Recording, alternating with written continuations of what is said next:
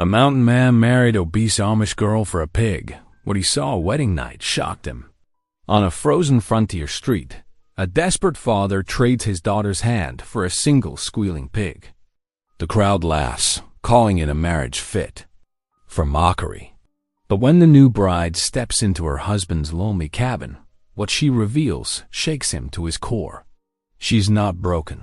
She is not ashamed. She carries faith, healing hands, and a spirit stronger than the mountains themselves. Yet in the shadows, a ruthless rancher swears the marriage is a lie and sets out to destroy them both.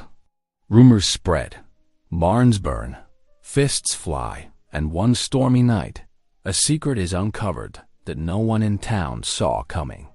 Will this unlikely marriage be torn apart by vengeance or redeemed by mercy? And when the truth is finally revealed, whose soul will be saved? Tell me in the comments where you're watching from right now. And if this story speaks to you, make sure you hit subscribe so you don't miss the next one. Morning frost glittered like scattered sugar across the muddy ground in front of Henderson's general store.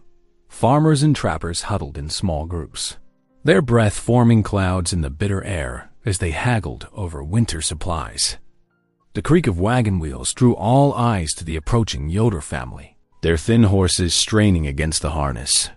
Abram Yoder sat rigid on the wagon seat, his weathered face set in grim lines beneath his broad-brimmed hat.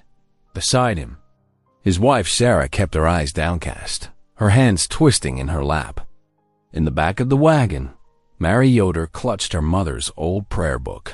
Its leather cover, smooth from years of faithful handling, the wagon lurched to a stop. Abram climbed down slowly, his boots striking the frozen earth with finality. The morning crowd fell silent as he cleared his throat. "Times are hard," he announced, his voice rough. "Our crops failed again. The livestock is gone, save 2 horses. He gestured toward his daughter.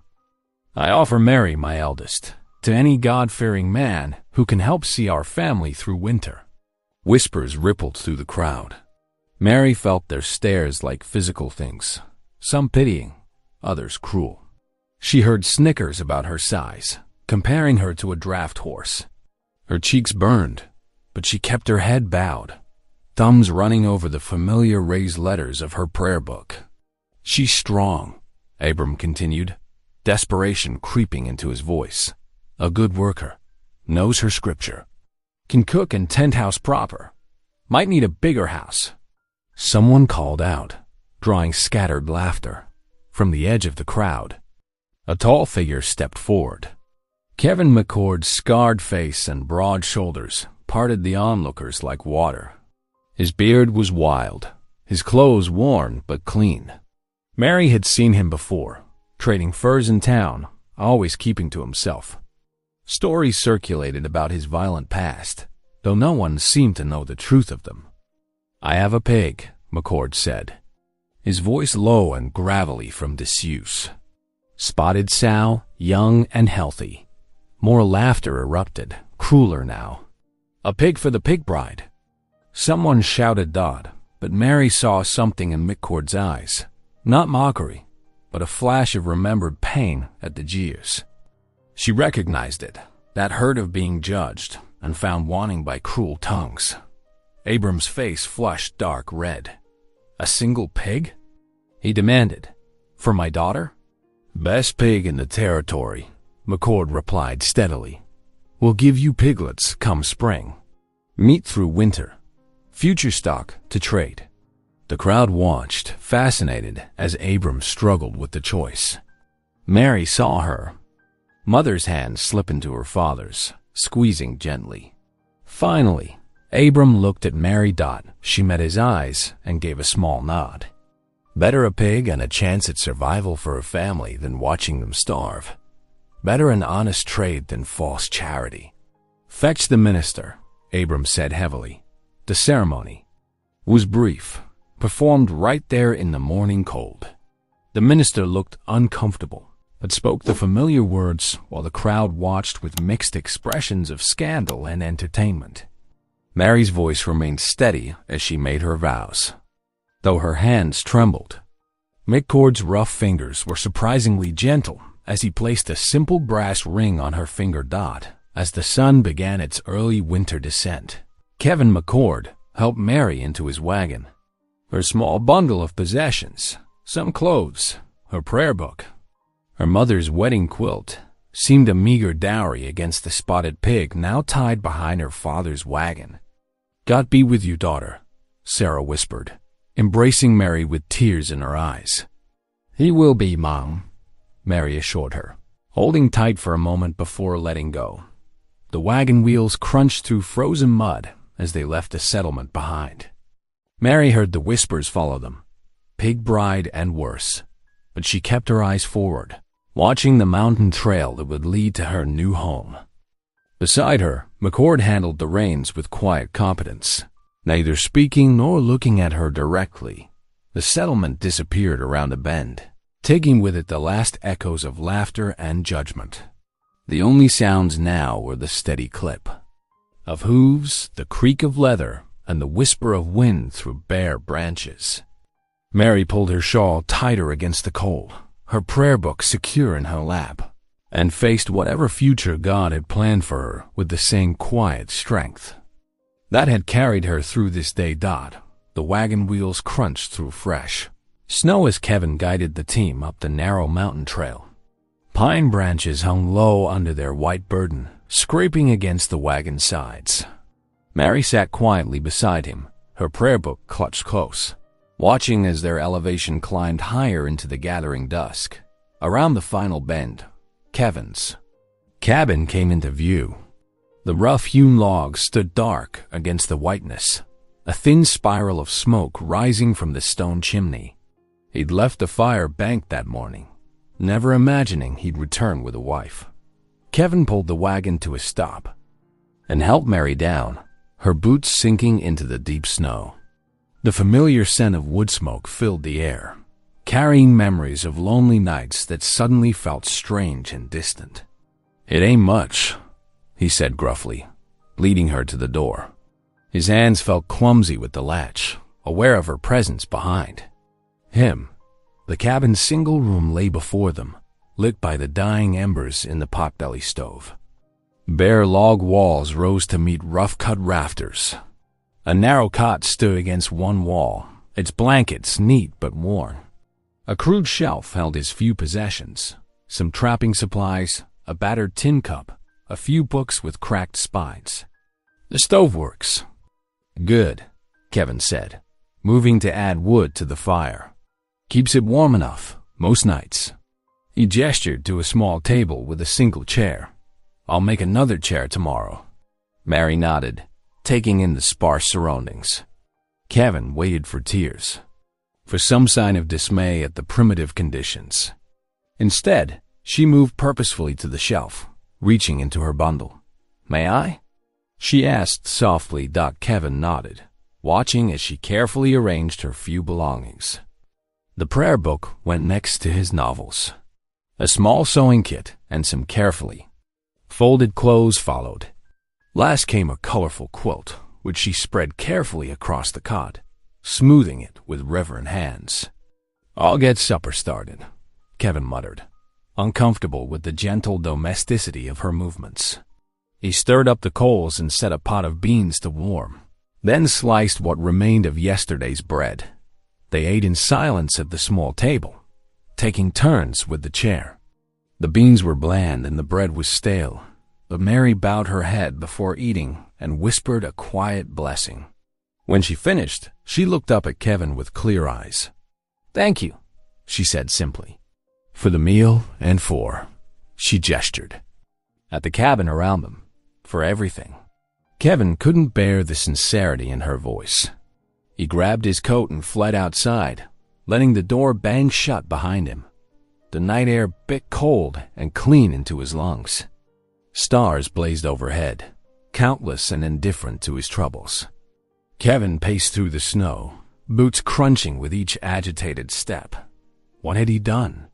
What madness had possessed him to bring this gentle woman to his rough sanctuary? He'd acted on impulse, seeing something of himself in her humiliation before the crowd.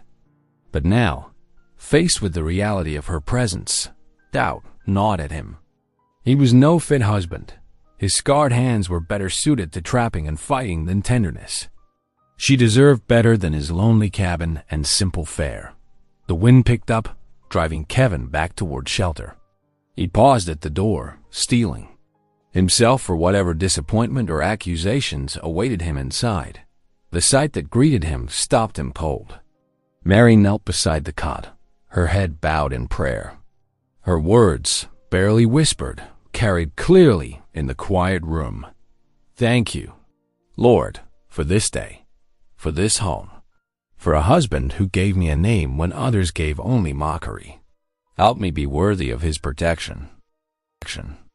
Kevin stood frozen, something tight and painful squeezing his chest. He'd expected tears, complaints, perhaps silent resentment. Instead, this woman, his wife, offered gratitude. Her faith shone like a lamp in his dark cabin, steady and unexpectedly bright.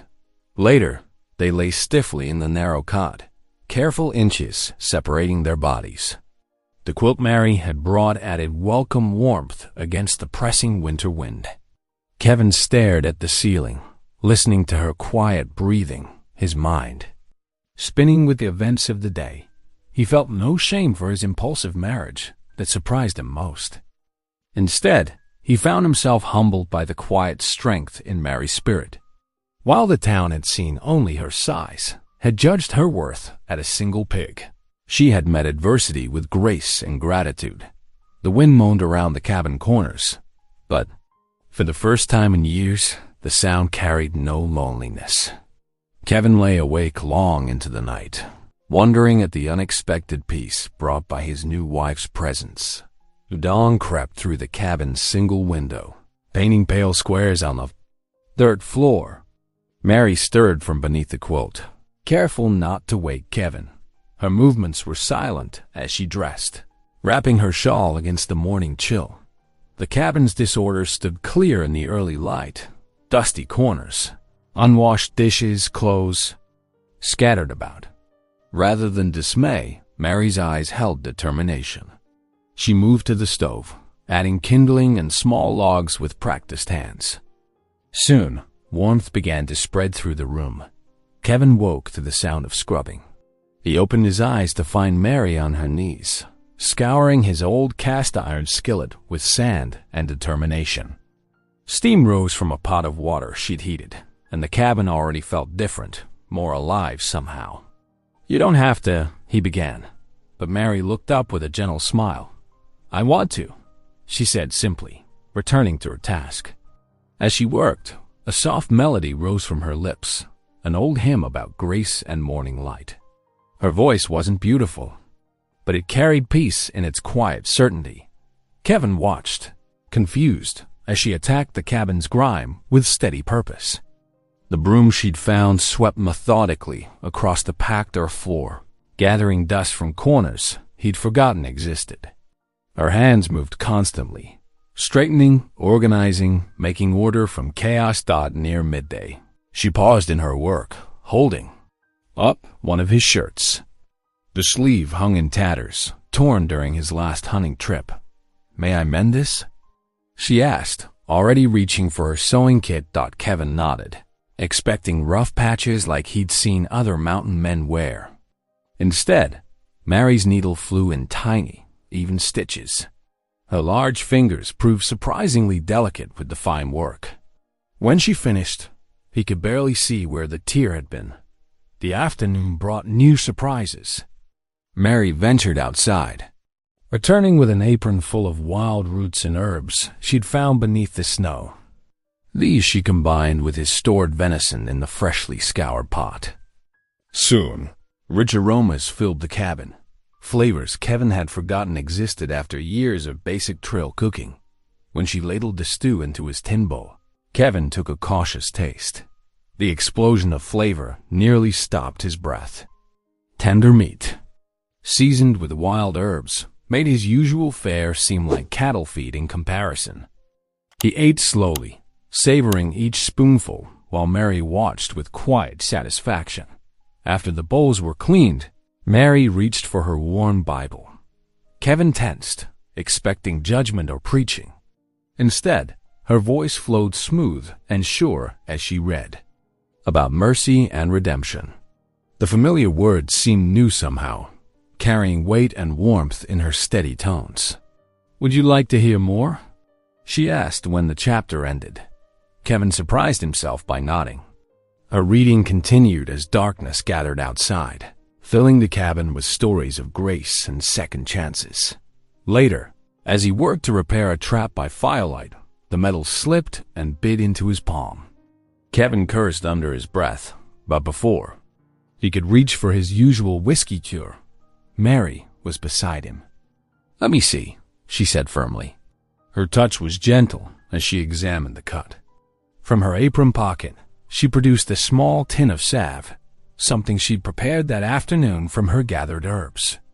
The ointment stung, then soothed as she wrapped his hand with a clean strip of cloth. "There," she said, patting his bandaged hand. "That should heal clean now." Kevin stared at her handiwork, then at his wife. All day she had revealed skills he hadn't expected, cooking that made his mouth water, needlework fine as any store-bought cloth, knowledge of healing herbs, and the quiet authority with which she reads scripture. The town's cruel laughter seemed hollow now, faced with such capability. Yet as he sat by the fire that evening, watching Mary knit by candlelight, doubt crept back in. Within these walls, her gift shone bright and clear. But beyond their door lay a world that had valued her at a single pig's worth. His jaw clenched, remembering the mockery at their wedding. The fire popped and hissed, throwing shadows on the now clean walls. Kevin brooded in silence, wondering if Mary's gentle strength would be enough to weather the storm of ridicule that surely waited outside their cabin shelter. 2 days after Mary's arrival, frost coated the wagon wheels as Kevin hitched up their team for the supply run into town. Mary sat straight-backed on the rough seat, her prayer book tucked securely in her apron pocket. The morning sun cast long shadows across the trail as they descended from their mountain refuge. Thought the wagon's wheels creaked a steady rhythm over the rutted road. Kevin's shoulders tensed with each mile closer to town. Mary noticed his discomfort and placed her hand gently on his arm, but said nothing. As they rolled onto the main street, heads turned. Women on the boardwalk paused in their conversations, whispering behind gloved hands. A group of ranch hands lounging outside the saloon nudged each other, smirking as the wagon passed. "The big bride's back in town," someone muttered, loud enough to carry. Kevin's jaw clenched, but Mary kept her eyes forward, dignity wrapped around her like a cloak. They pulled up in front of Jensen's General Store, the same place where they'd been married just days before. Inside, Mary carefully consulted her list while Kevin gathered sacks of cornmeal and coffee. The store bell jangled, and heavy boots stomped across the plank floor. Caleb Dunn's shadow fell across the counter, his presence filling the small space like thunder before a storm. "Wow, if it ain't the thief and his purchase," Dunn drawled, his sharp eyes fixing on Kevin. "Thought you might show your face eventually." Kevin turned slowly, his hand still gripping a sack of flour. "Got no quarrel with you, Dunn. That so?" Caleb stepped closer, his silver belt buckle catching the light. "That spotted sow you traded carried my brand. Valley's only breeding pig, and you knew it." The store grew quiet. Even Mr. Jensen stopped his tallying, pencil frozen above the ledger. "That pig was mine, fair and square," Kevin said, his voice low and controlled. "Raised her from a piglet." "Liar," Caleb spat the word. He turned his gaze to Mary, who stood quietly by the dry goods. "Makes this so-called marriage invalid, don't it? Can't trade stolen property, even for." His lip curled as he looked Mary up and down. Kevin's hands tightened into fists. "Watch your mouth, Don." The minister, Reverend Walsh, pushed through the gathering crowd. "The marriage stands," he declared. Firmly, it was performed proper, with witnesses and God's blessing. God's blessing? Caleb laughed harshly. More like God's joke. But mark my words, McCord. You'll pay for that theft. Both of you will. His hand rested meaningfully on his gun belt. Ain't no place in this valley for thieves in there. He left the insult hanging. Mary moved then, her large frame surprisingly graceful as she placed herself at Kevin's side. Her hand found his clenched fist, fingers gentle but insistent. Kevin, she said softly, let's go home. Something in her quiet voice reached through his rage. Kevin allowed Mary to guide him toward the door, though his body trembled with restrained fury. Behind them, Caleb's voice carried clearly, this ain't over. Not by far. Outside, the crowd had grown. Neighbors who'd traded with Kevin for years now stood apart, uncertainty in their faces. A few nodded to Caleb as he emerged from the store, already choosing sides. The ride home was silent, except for the wagon's creak and the horses' steady hoofbeats. As soon as they arrived, Kevin stalked to the woodpile. The axe rang against the chopping block as the sun sank toward the mountains. Split logs flew in all directions as he worked out his fury. Mary watched from the cabin doorway, her prayers rising with the evening mist. The axe's rhythm finally slowed as exhaustion overtook anger. Kevin stood breathing heavily, his shirt dark with sweat despite the cold air. The yard lay scattered with enough firewood for a month. Mary stepped out, a cup of water in her hands. Kevin took it without meeting her eyes, shame at his display of temper warring with the anger still burning in his chest. Above them, storm clouds gathered over the peaks, dark and heavy with snow. Mary's eyes lifted to study them, seeing in their threatening mass a reflection of Caleb Dunn's promised vengeance. She reached for Kevin's calloused hand, holding it. As they stood together in the deepening dusk, their small cabin, the only light in a darkening world, dawn broke cold and gray over the mountain cabin. Kevin pulled on his heavy coat and checked his rifle while Mary stirred porridge on the potbelly stove. Fresh snow had fallen overnight, perfect for tracking. I'll check my trap lines, Kevin said, adjusting his worn leather gloves. Might be gone most of the morning. Mary nodded, ladling the steaming porridge into his bowl. I'll keep the fire going. Be careful out there. Kevin paused at the door, watching Mary move about their small home. In just a few days, she brought order to his bachelor chaos. The sight stirred something in his chest, but he pushed the feeling aside and stepped into the biting morning air. Inside, Mary set to work with quiet determination. She pulled out her small broom, sweeping the rough plank floor until it was free of dirt and pine needles. The shelves, barely more than rough boards, nailed to the wall, received careful attention. She arranged Kevin's few possessions, cups, plates, tools, with precise care, wiping each item clean. From her trunk, Mary withdrew a carefully folded quilt, sewn in the traditional Amish pattern her mother had taught her. The rich blues and deep reds brightened the cabin's dull interior as she spread it across their bed. The sight brought tears to her eyes, not of sorrow, but of hope. This place could become a true home. She mixed flour, water, and the precious pinch of yeast she'd brought from her family's kitchen. As she kneaded the dough, she hummed an old hymn, her strong hands working in rhythm with the melody. The familiar motions brought comfort, and slowly the cabin filled with the promise of fresh bread. The pounding at the door startled her from her work. A woman's frightened voice called out, "Hello? Please, is anyone there?" Mary opened the door to find Sarah Jensen, the storekeeper's wife, supporting a young boy who wheezed with each labored breath. His small face was flushed with fever. "The doctor's away at the Mitchell Ranch," Sarah explained frantically. "Someone said you know about healing herbs. Please, my tummy's burning up." Mary's calm demeanor took charge. "Bring him in, quick. Now, lay him on the bed." As Sarah settled Tommy on the quilt, Mary gathered her supplies.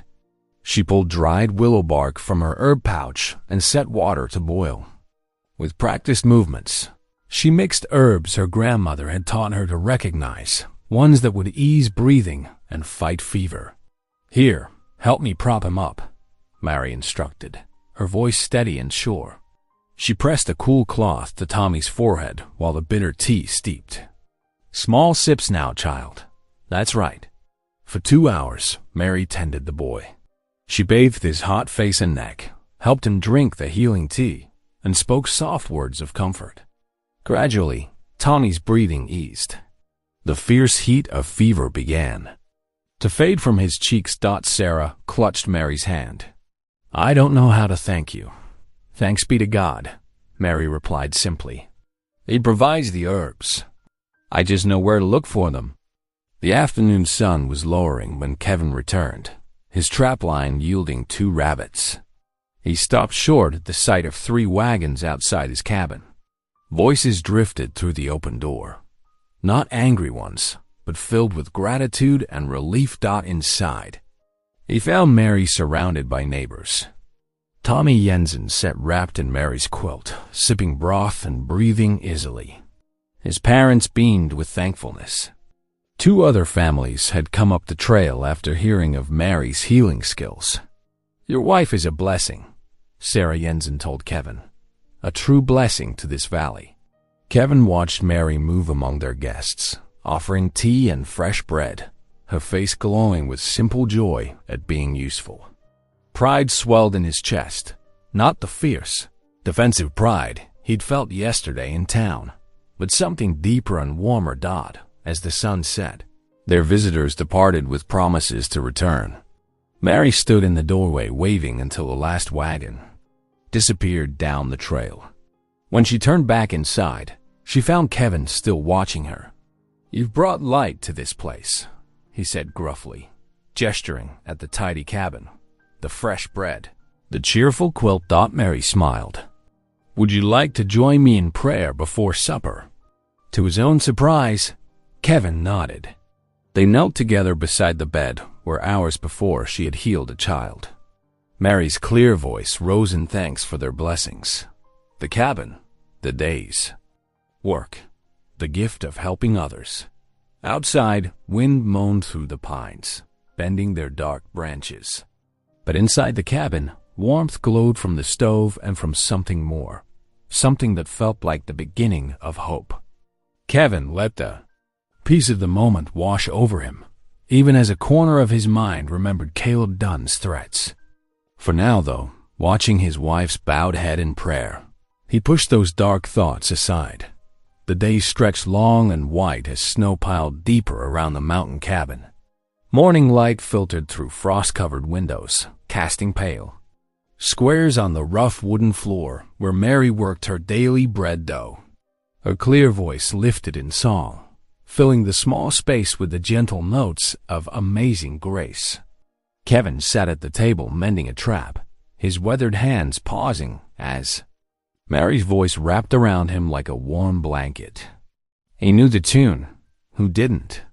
But he'd never paid it much mind before. "You could join in," Mary said softly, not looking up from her kneading. "The Lord doesn't mind if we're not perfect singers." Kevin cleared his throat. "Uncomfortable. Been years since I sang anything." "Then it's high time to start again." Mary's eyes crinkled with gentle humor.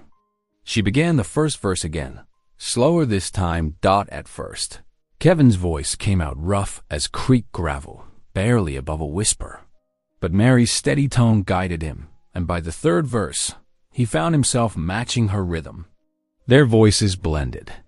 In the quiet cabin, her clear soprano and his hesitant baritone. When the hymn ended, Mary wiped flour from her hands and smiled. "There now. That wasn't so difficult, was it?" Kevin ducked his head, but a small smile tugged at his mouth. "Reckon not." Sunday morning dawned crisp and bright.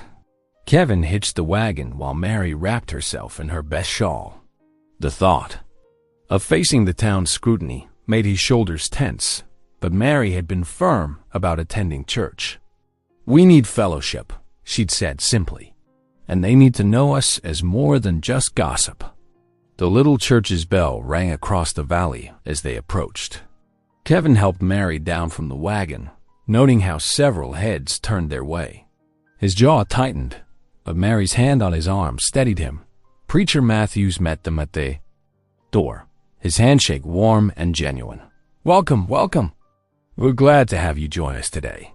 Inside, they found a pew near the back. Kevin noticed the sideways glances, the whispered comments behind hands, but Mary sat straight and calm beside him. Her voice rose clear and strong during the opening hymn, and gradually, the stares turned thoughtful rather than suspicious. After the service, Mary's natural warmth drew people like honey drew bees. She complimented Mrs. Peterson's new bonnet, asked after Tommy Jensen's breathing, and offered sympathy for the Williams family's ailing cow. Her genuine interest in others' lives showed in every word and gesture. "Mary?" Sarah Jensen approached tentatively. "Some of us gather on Wednesdays. FO quilting. Would you like to join us?"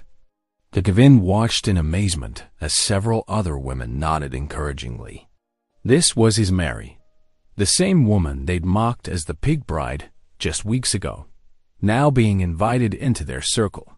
"I would be honored," Mary replied, her face glowing. "I brought my mother's favorite pattern with me." The walk home felt lighter somehow. Mary hummed beside him, planning her contribution to next week's quilting circle. Kevin marveled at how quickly she'd won them over, not through fancy words or false charm, but through simple kindness and authentic care. That evening, Mary set up her quilt frame near the fire. The flames cast dancing shadows as she worked, her needle flashing silver in the lamplight. Kevin sat in his chair, watching her steady movements transform bits of fabric into something beautiful. The cabin had changed, he realized. Where before there had been only the bare necessities of survival, now there were touches of home. The fresh-baked bread cooling on the shelf, dried herbs hanging from the rafters, Mary's quilt brightening their bed. Even the air felt different, warmer somehow.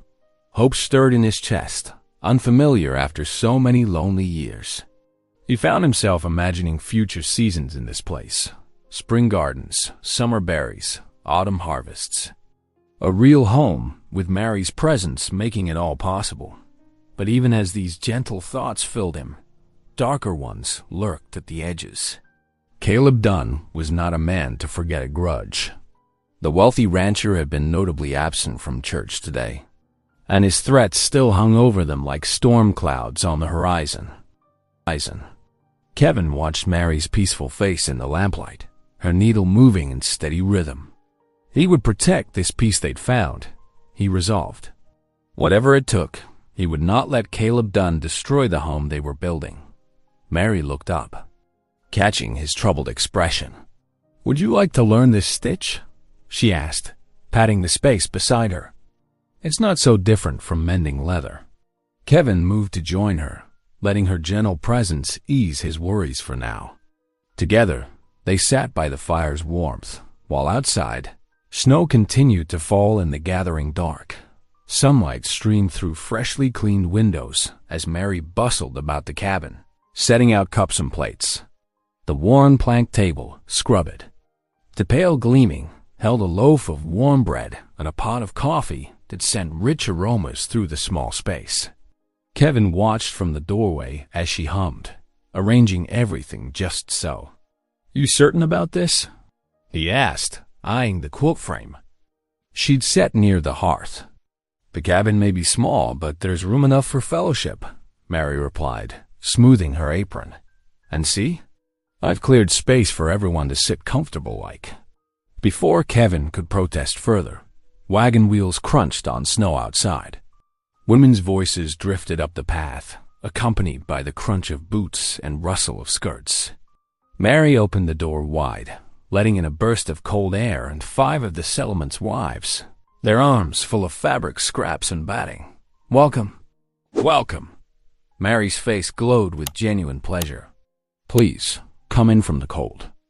Sarah Jensen entered first, stamping snow from her boots. "Oh my, it smells wonderful in here." She handed Mary a bundle of blue calico. "Brought some pieces from my mother's old dress." The others followed. Martha Williams with her red patches, Rebecca Thompson carrying yellows and browns, Elizabeth Foster with crisp white squares, and young Susan Baker clutching precious bits of printed cotton.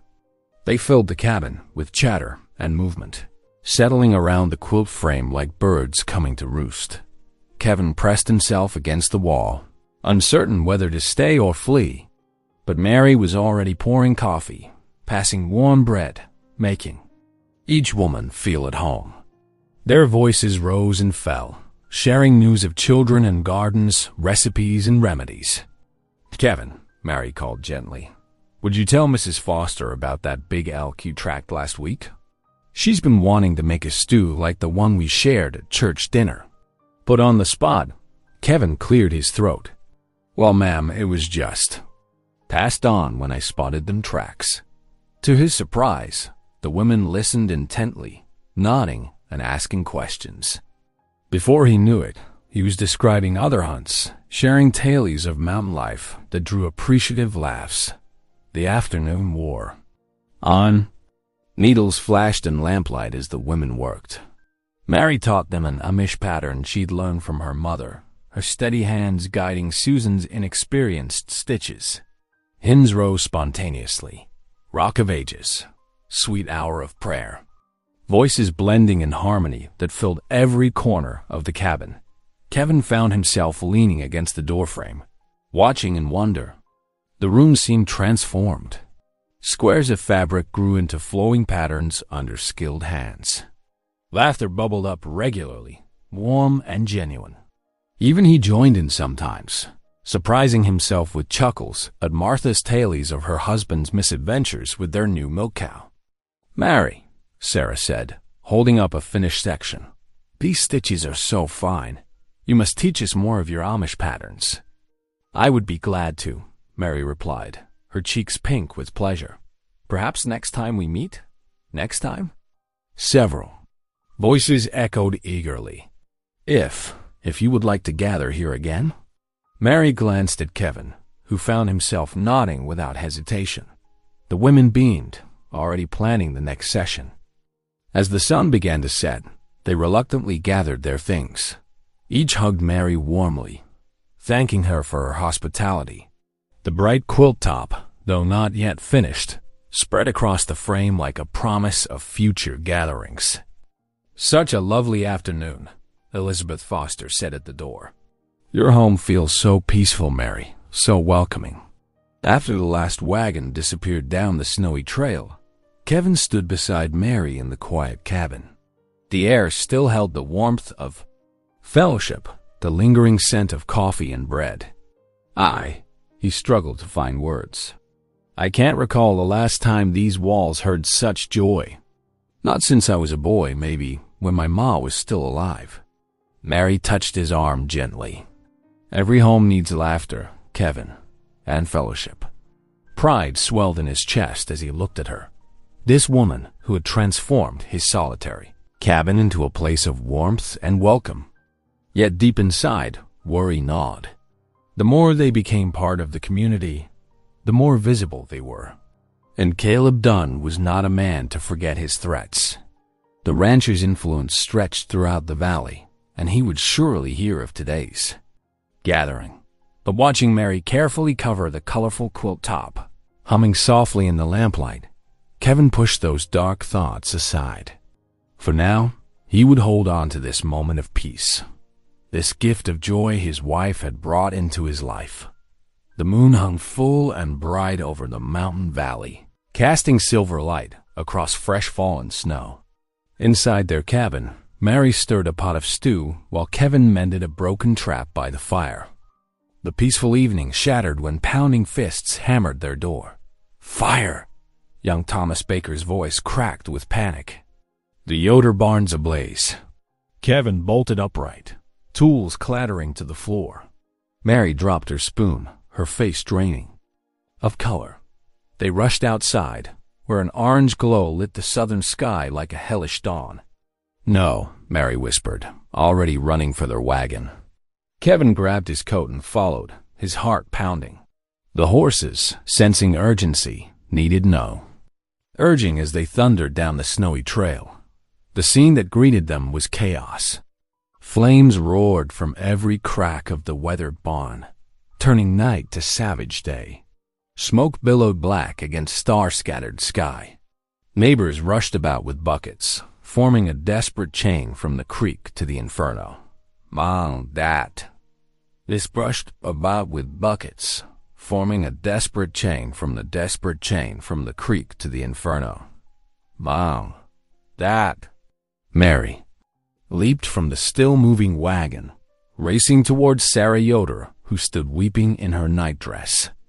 The women clung together as Abram Yoder shouted directions to the bucket line. His voice hoarse with smoke and fear, Kevin joined the line, passing buckets hand to hand. The water sizzled uselessly against the hungry flames. Inside, animals screamed. The terrified bleating of sheep, the desperate whinnying of horses. The sound cut through him like knives. "The door's blocked," someone shouted. "Can't get it open." Kevin ran forward, but it was too late. With a deafening crack, the roof beams gave way. The entire structure collapsed inward in a storm of sparks and burning timber. Mary's cry of anguish rose above the roar of flames. Through the chaos, Kevin spotted a figure at the edge of the firelight. Caleb Dunn stood apart from the crowd, arms crossed over his chest.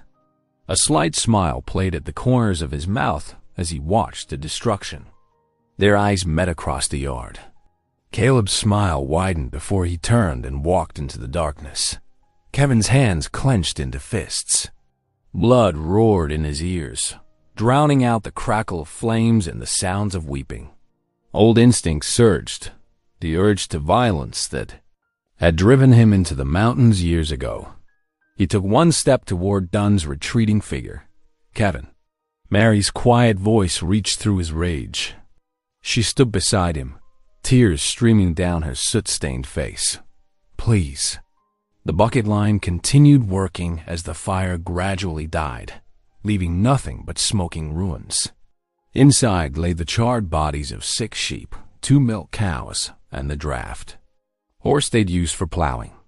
The Yoder's livelihood, destroyed in a single night. Sarah Yoder knelt in the snow, rocking back and forth as she prayed in German.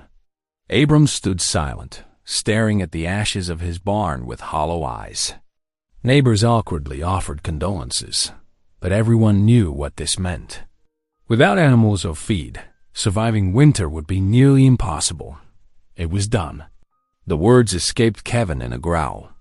"Everyone knows it, though none'll say it plain." "We have no proof," Mary whispered, though her voice held no doubt. "Proof?" Kevin spat.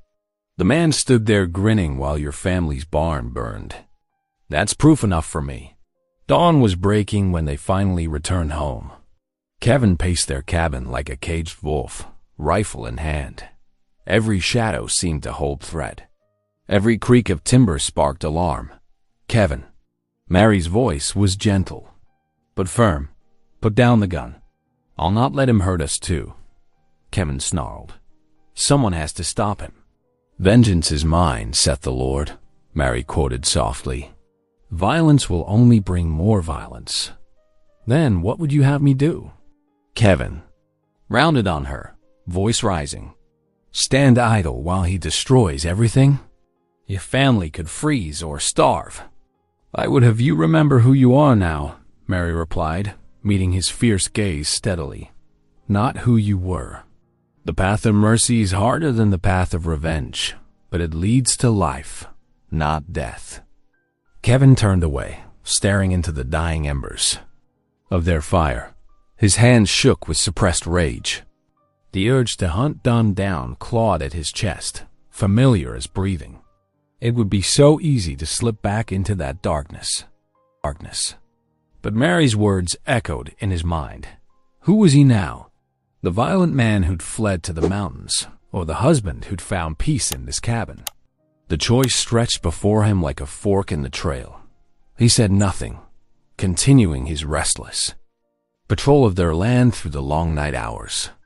The rifle stayed in his hands, and storm clouds gathered in his eyes as he watched the last flames die in the valley below. Winter's grip tightened on the valley like a fist.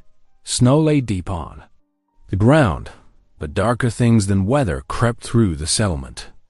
Whispers followed Kevin and Mary whenever they ventured to town, poisonous as rattler venom. Caleb Dunn worked his mischief in the saloon, in the general store, anywhere folks gathered. I heard tell McCord bought himself a wife like he'd buy a hog. He'd drawl, loud enough to carry. Reckon that makes her property, not kin. The word spread like wildfire through dry timber. Kevin noticed the changing looks, the way conversations died when he approached. Even folk who'd warmed to them. At the quilting bee now turned aside, avoiding his eyes. Mary bore it with quiet dignity, but Kevin saw how the whispers wounded her.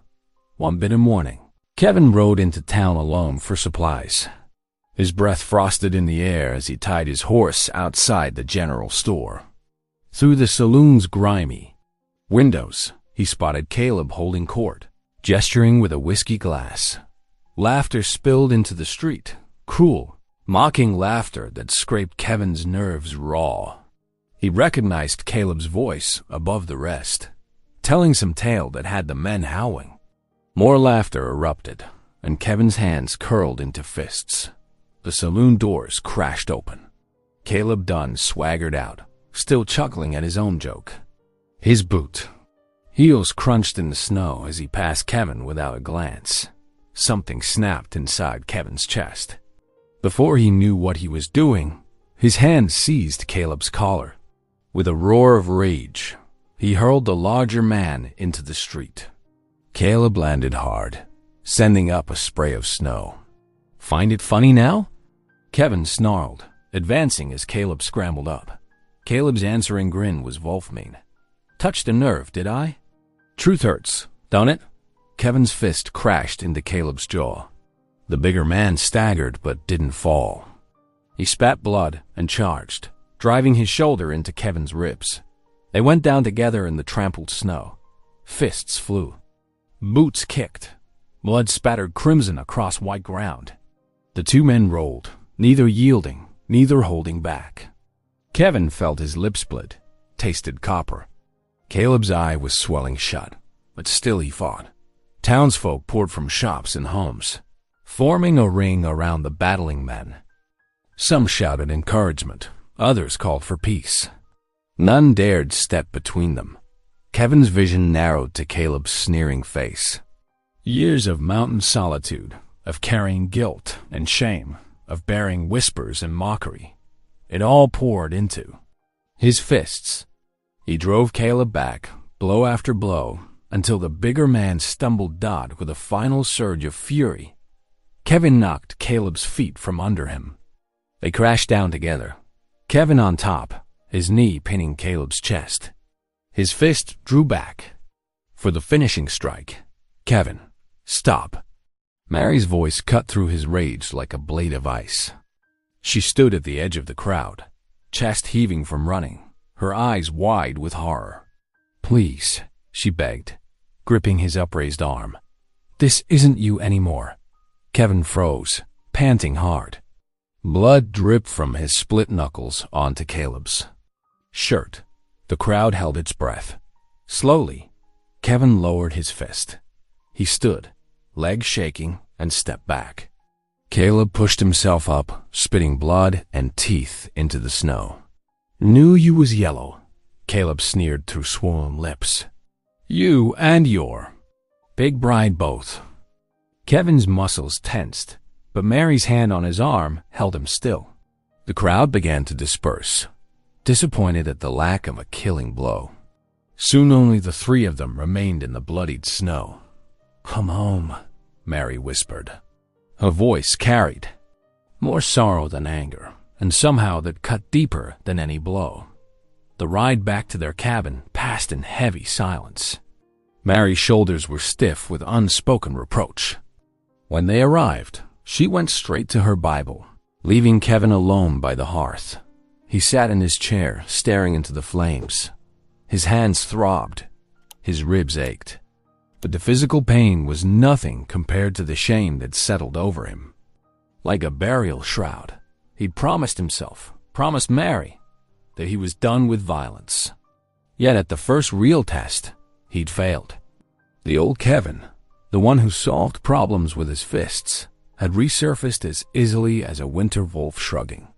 Off sheep's clothing, the fire crackled and popped, but its warmth couldn't touch the cold knot in his gut. In the corner, Mary's quiet prayers seemed to rebuke him more than any sermon could. He had disappointed her, shaken her trust. The weight of that sat heavier on his heart than all his wounds combined. The cabin settled into a silence deeper than winter's hush. Where warmth and hymns once filled the air, now only the crackle of the stove marked time's passing. Mary moved like a shadow through their home, her usual gentle humming replaced by quiet sighs. Kevin watched her from the corner of his eye as she worked, noting how his shoulders tensed when he drew near. The space between them stretched wider. The valley below, though barely 10 feet, separated them at any time. Her hands still cooked their meals and mended his clothes, but the loving touch had fled from her gestures. During the days, Mary spent more and more time at her parents' wagon, helping her mother with the endless task of spinning wool. The rhythmic whir of the spinning wheel carried across the snow-laden field, a lonely sound that seemed to echo Kevin's isolation. He would pause in his wood chopping to watch her bent head, remembering how recently she had brought such life to his barren existence. Kevin threw himself into physical labor, splitting logs until his arms trembled with exhaustion. The steady thud of axe against wood became his only companion. Guilt rode his shoulders like a heavy pack, weighing down each swing. The bruises from his fight with Caleb faded, but the shame of his violence only deepened. Nights stretched endless and cold. Kevin lay awake on his side of the bed, listening to Mary's measured breathing and the mournful wind that rattled their window panes. The distance between their bodies felt vast as a canyon, though they shared the same quilt. Sleep came in fitful bursts, broken by memories of her face when she had found him in town, ready to kill. A week crept past in this frozen silence. Kevin's heart grew heavier with each passing day, watching their fragile happiness crumble like dry leaves. The cabin that had finally begun to feel like home now seemed to echo with loss. One evening, as Mary stirred their supper, Kevin couldn't bear the quiet any longer. He cleared his throat, searching for words to bridge the gap between them. "Mary, he began, his voice rough from disuse. She turned from the stove, and the sight of tears welling in her eyes stopped his words cold. The wooden spoon trembled in her hand. "I married you hoping to find gentleness," Mary whispered, her voice thick with emotion. "I saw something in you that day at the store. Not just a man trading a pig, but someone capable of mercy. Someone who could choose kindness over cruelty." She drew a shaky breath. "But that day in town, I saw only fury in your eyes. The same fury that makes men burn barns and mock their neighbors." Kevin bowed his head, unable to meet her gaze. Her words struck true as arrows, piercing the armor of justification he had built around his actions. The truth of her disappointment burned worse than any physical wound he had ever carried. That night, after Mary had fallen into troubled sleep, Kevin slid from their bed. His knees creaked as he knelt beside it, a strange position for a man more used to fighting than praying. The floorboards felt hard beneath his legs, but he stayed there, hands clasped awkwardly. "Lord," he whispered, voice barely louder than the wind outside. It was his first prayer in years, clumsy and uncertain. "I don't rightly know how to do this anymore, but he swallowed hard. "I need strength to change, to be the man Mary believed she married." The cabin creaked around him, and somewhere across the ridge, wolves began their nightly chorus. Their howls echoed off the mountainsides, wild and lonely. Kevin remained kneeling, feeling as exposed as a lost lamb beneath those sounds. His marriage, the unexpected gift that had brought light back into his life, seemed to be slipping through his fingers like smoke. Each silent meal, each averted glance from Mary, pulled another thread from the fabric of their connection. The thought of returning to his solitary existence, after knowing the warmth of her presence, struck fear into his heart deeper than any physical danger ever had. The wolf song faded into the darkness, leaving Kevin alone with his thoughts and the soft sound of Mary's breathing. He stayed on his knees, wrestling with the man he had been and the man he needed to become. The night pressed close around, him offering no answers, only the weight of choice.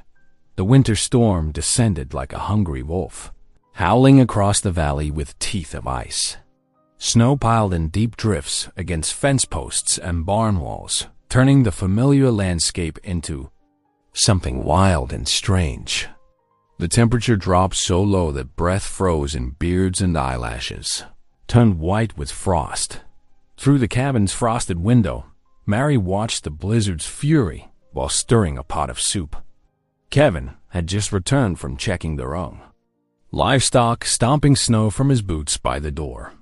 "Never seen it this bad," he muttered, warming his hands by the stove. "Animals are suffering something fierce out there."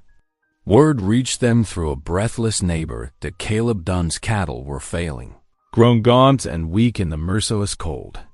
The proud rancher's herd staggered through deep snow, searching for grass beneath the white blanket. But worse, news followed. Caleb's youngest son had fallen ill, burning with fever that no ordinary measures could break. The neighbor, Sarah Wilson, stood in their doorway wringing her mittened hands. "That poor child's been sick 3 days now. The doctor can't make it through from town in this weather." Mrs. Dunn is beside herself with worry. She looked at Mary with pleading eyes. "Everyone knows about your healing ways, Mary. How you saved the Peterson boy." Mary felt Kevin stiffen beside her, his hand clenched on the back of a chair, knuckles white. The memory of his fight with Caleb hung between them like frost in the air. "Please," Sarah pressed. "Whatever bad blood there is between. You're men. Surely it ain't worth a child's life." Mary touched Kevin's arm gently. "Will you drive me there?" He looked down at her, conflict clear in his eyes. But after a long moment, he nodded. "I reckon that's the Christian thing to do." They hitched the wagon while Mary gathered her medicines: willow bark for fever, elderberry syrup for chest, congestion, yarrow for sweating out sickness. The journey to Caleb's ranch was slow and treacherous. Wind whipped snow into their faces as Kevin guided the horses through deepening drifts. Mary huddled under blankets, clutching her basket of remedies and whispering prayers. Caleb's house loomed through the swirling white lamplight gleaming in its windows. Kevin helped Mary down from the wagon, steadying her as she waded through knee-deep snow to the door. Inside, they found chaos. Mrs. Dunn rushed to meet them, her face tear-streaked and desperate. "Thank God you've come," she sobbed, leading them to the child's bedroom. "He can hardly breathe." The boy lay small and still in his bed, chest heaving with each labored breath. His skin burned hot as a stove lid, yet he shivered beneath thick quilts. Caleb stood in the corner, his usual swagger gone, replaced by the haunted look of a father watching his child suffer. Mary set to work immediately, her movements calm and sure. She mixed herbs into hot water, adding honey to make the bitter medicine palatable. With gentle hands, she bathed the boy's face and chest with cool claws, all while singing hymns in her soft, steady voice. Hours crept past. Kevin and Caleb stood silent witness as Mary tended the sick child. The room smelled of medicinal steam and motherly devotion.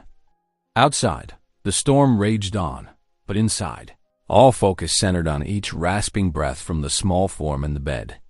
Near midnight, The boy's breathing began to ease. His fever broke in a rush of sweat, soaking the sheets.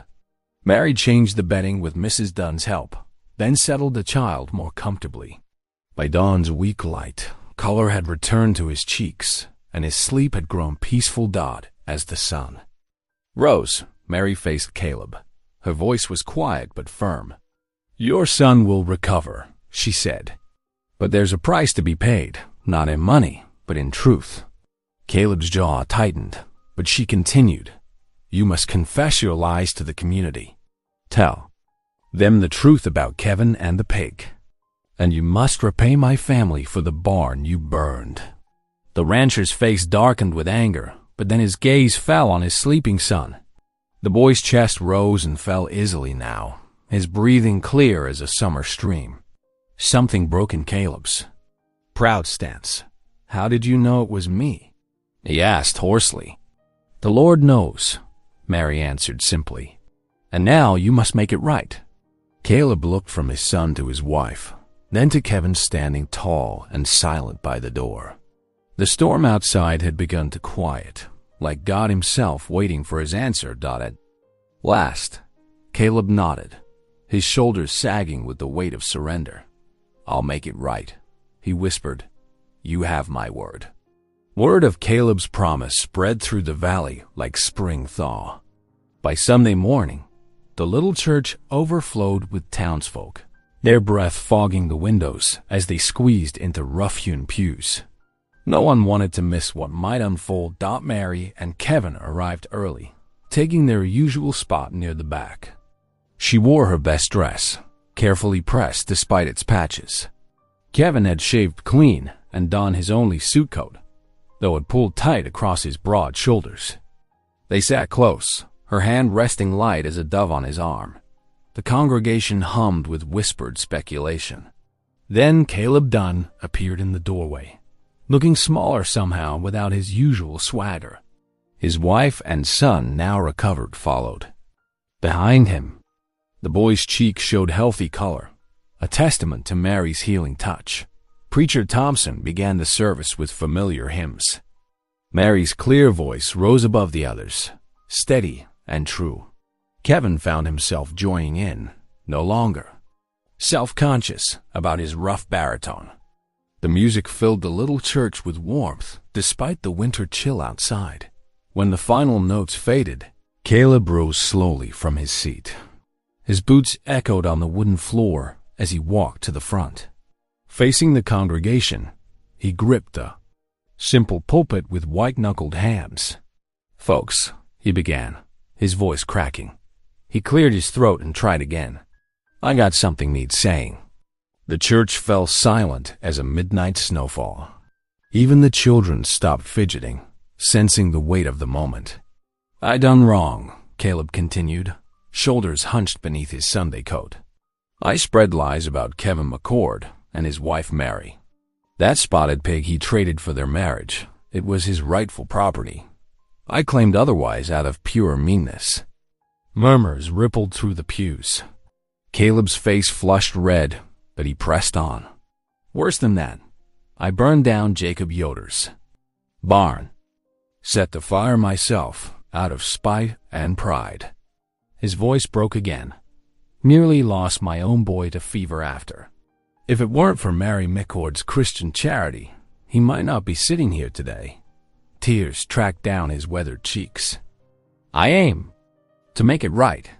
Already ordered lumber to rebuild the Yoder's barn come spring, but that ain't enough.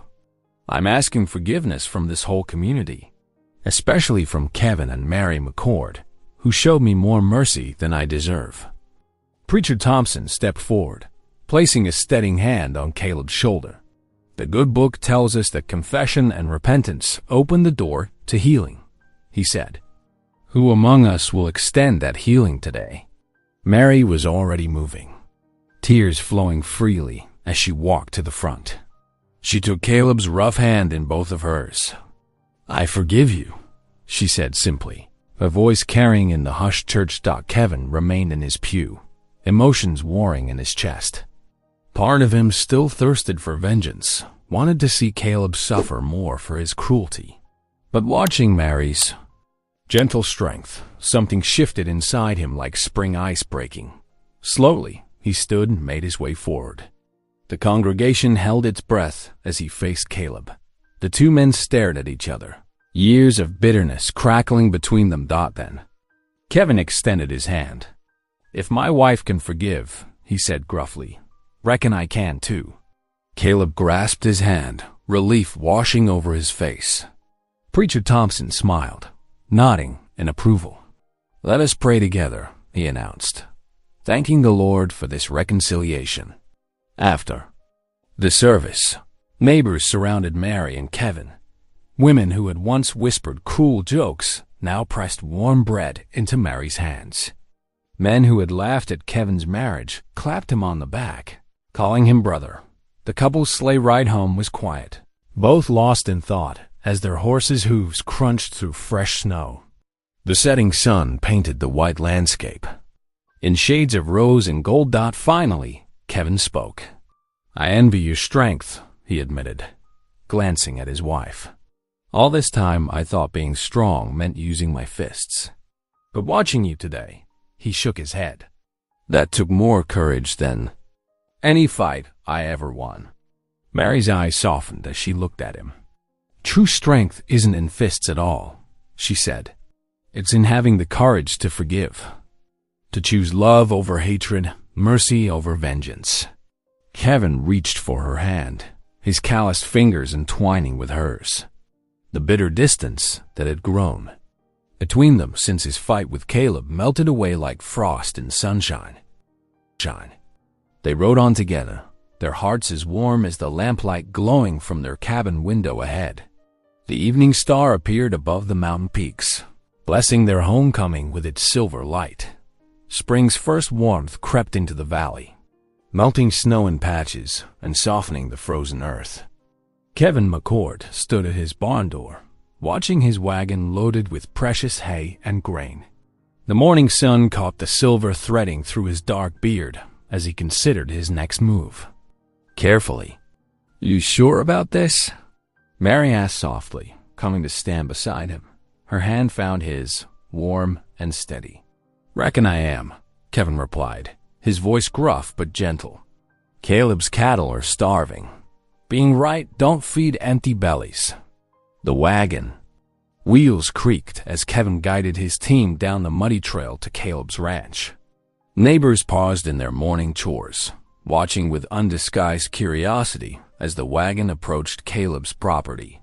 The rancher himself emerged from his barn, surprise evident on his weathered face. Kevin pulled the team to a halt. "Brought some feed," he said simply. "Figured your herd could use it." Caleb stood silent for a long moment, pride warring with necessity. Finally, he stepped forward, hand extended. "Much obliged," he muttered, eyes lowered. Their handshake was brief but firm, witnessed by half the valley's residents who had gathered to watch. Back home, the afternoon sun found Kevin and Mary in their garden plot. The soil was dark and rich, warmed by spring's touch. Mary knelt, her strong hands working the earth while Kevin turned it with a spade. Together they pressed seeds into careful rose carrots, beans, potatoes. "Like burying prayers," Mary said softly, smoothing soil over the seeds, each one holding hope for tomorrow. Their cabin transformed since those first cold days of winter. Quilts brightened the walls, herbs dried from rafters, and the shelves held jars of preserved food gifts from neighbors. The door swung, open regularly now for prayer meetings and shared suppers, filled with the sounds of laughter and fellowship. As evening approached, Kevin worked in his workshop while Mary prepared supper. The scratch of his carving tools mixed with her clear voice singing Amazing Grace. He shaped the cradle's gentle curves with careful hands, stealing glances at his wife through the doorway. "Been meaning to tell you," he said during a pause. In her song, "I'm hoping, well, maybe this cradle won't stay empty long." His cheeks flushed as he spoke, but Mary's answering smile was bright as sunrise. The lamplight cast a golden glow through the cabin windows as night settled in. From the pen outside came the content grunting of their spotted pig, the unlikely Barry that had started everything. The sound made them both smile now, remembering how far they'd come. Where once the valley had whispered cruel jokes about the pig bride and her scarred husband, now they told a different story. They spoke of mercy offered when vengeance was deserved, of grace found in unexpected places. They marveled at how love could transform not just two hearts, but an entire community. Kevin and Mary sat together by the fire, her head resting on his shoulder as they watched the flames dance. The cabin was warm, their hearts were full, and spring's promise bloomed as sure as the seeds they'd planted together. The Easter morning sun painted the mountain peaks in gold as families made their way to church. Fresh-washed children skipped ahead in their Sunday best while parents carried covered dishes for the afternoon feast. The old church bell tolled across the valley, its clear notes ringing with promise. Kevin and Mary McCord walked together, her hand tucked in his arm. Mary wore her best dress, carefully pressed, and Kevin had trimmed his beard, looking almost respectable in his dark coat. They paused at the church steps, remembering that first bitter day when they'd stood here as strangers, married for a pig. Now, ascending together, they were husband and wife in truth. Inside, sunlight streamed through windows onto worn wooden pews. Kevin and Mary settled into their usual spot, fingers intertwined. The preacher stood before the Easter lilies, speaking of empty tombs and victory over death. His words about resurrection and new beginnings seemed to pierce straight through Kevin's heart. Just as Christ rose to new life, the preacher declared, so can our own lives be transformed by His grace. Kevin's throat tightened.